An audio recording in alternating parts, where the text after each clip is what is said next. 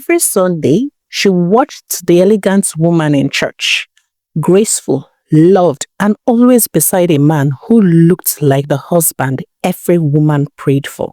She whispered in silence, "Lord, bless me with a man like that." But wishes come with secrets. And behind that man's smile was a truth darker than sin. Be careful what you admire. What glitters in public may bleed in private.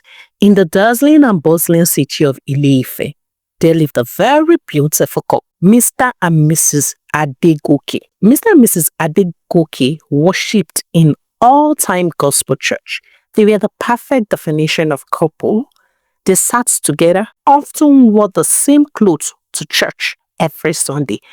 Wherever you see Mr. Adegoke, you get to see his wife, Mrs. Adegoke. And that was how things always looked in the eyes of the public. Whenever people wanted to use someone to do an example when it comes to a perfect family, a perfect couple, Mr. and Mrs. Adegoke were always called forth. Mrs. Adegoke was very reserved. She was very mindful of the things she said in public, very careful with what she said, because she was very scared that they were going to find out that what they were admiring in public might not be what was happening in private. Whereas for Mr. Adegoke, he was open to sharing every secret that felt good in the ears of the public. He always told them how beautiful his wife was, how fantabulous she is, how wonderful she is when it comes to cooking, taking care of the home, stating the fact that differences will always come, but it is how you manage your home. People always wanted them around. They were that kind of couple that people will always refer to. Mr. Adegoke had received awards when it comes to the church. The perfect husband, the best couple, best preacher. He was the perfect definition of the perfect man. A lot of ladies wanted to hear the side of Mrs. Adegoke. How come her husband speaks so elegant of her? How come her husband worships the ground she steps on? Have you seen Mr. Adegoke? He cannot sit down without looking for a seat for his wife. And even if the usher gives them 2 separate seats, he was going to quickly decline and look for a seat that was closer to his wife.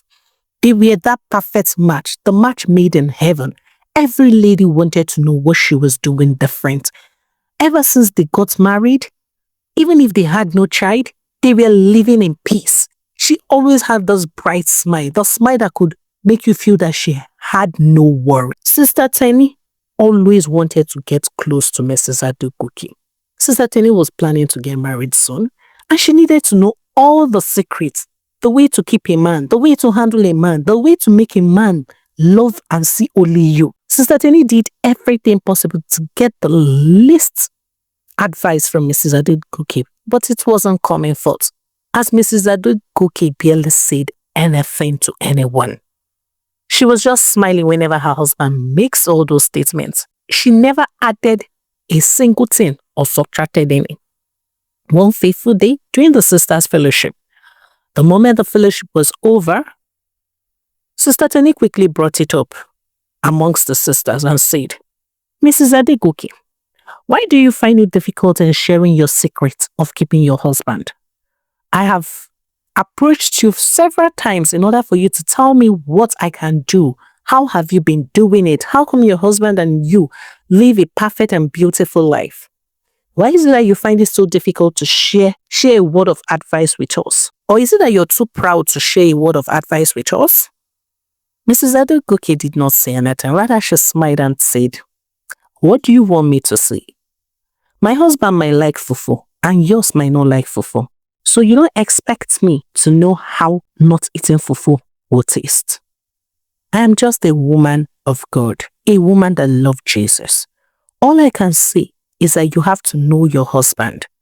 And that is it. I have no other thing to say." And she left. But these words were not okay for Tenny. Tenny felt bad. Tenny felt that she was being too pompous. What was the meaning of that? What was there to share? Share, help a sister. Pick a line from the Bible. Say something. Why is she being too rude? Most sisters in the sisters' fellowship tried to calm Tenny down, stating that She wasn't being proud. She was just stating the fact. She only knows her husband and will not know what your own husband likes. And that was what she was trying to say. But Tenny did not believe her. Tenny felt that Mrs. Adegoke just wanted to be that perfect couple. She didn't want to drag it with anybody. Let only her be the perfect one. So Tenny approached her one day in the restaurant and told her, I'm sorry, I don't mean to sound rude, but I think you're purposely not saying anything because you don't want anybody to be a perfect couple like you. It won't take anything from you to just share a word of advice. Pick a line from the Bible, just say something. Mrs. Adegoke looked at her and smiled and said, okay, no problem. Today, I will tell you everything you need to know. And she looked at Tenny and said, I guess you've been praying to have the type of my home. And Tenny said, yes, ma. I've always dreamt of a home like yours. A home with a bright smile. Whenever you come to church, your husband is always looking for seat for you. Even if you've not given birth, he's always there for you. Mrs. Adegoke let out a very wicked laugh and said, Tenny, how are you? Do not get blinded by things you don't know. Not everything that glitters on the outside is beautiful on the inside. But Tenny did not understand those words. So Mrs. Adegoke told her, Tenny dear, can you help me zip down my clothes? And the moment Tenny did, lo and behold, there were various marks on her body, ranging from punches to koboko to hanger. Name it all, they were on her back. And Tenny quickly asked her, Ma, what happened? Were you beaten by a dog? Mrs. Adegoke laughed and said, we just finished greeting ourselves the way we used to before coming to church. So do you want to have a husband like mine? And Tenny quickly said no. But before she left, Mrs. Adegoke looked at her in the eyes and told her, you'll not say what you have seen today to anyone, because if you do, I'm going to come haunting you. Since you want to have a perfect life like mine, I wish you that. I wish you all you ever want. Tenny cried while Mrs. Adegoke walked out on her. Tenny couldn't stop crying. What has she gotten herself into? How can she pray for such a man to be her husband? Tenny spent almost 3 weeks of her life seriously praying and asking God to revoke her request, as she never wants to get married to such a man like Mr. Adegoke. And then she understood that all that glitters are no gold. The fact that Mrs. Adegoke comes to church every Sunday looking all bright, looking all dolled up with bronzer that can be noticed 2 miles away doesn't mean that her home is perfect. She then understood that the fact that Mrs. Adegoke smiles does not mean that she's happy. Her marriage felt like a home that is being managed rather than being enjoyed. Tenny really hoped and looked forward to a better home, not something as that of Mrs. Adegoke. Thank you very much for listening to the story of the day. Please will still remain your favorite storyteller, Zika.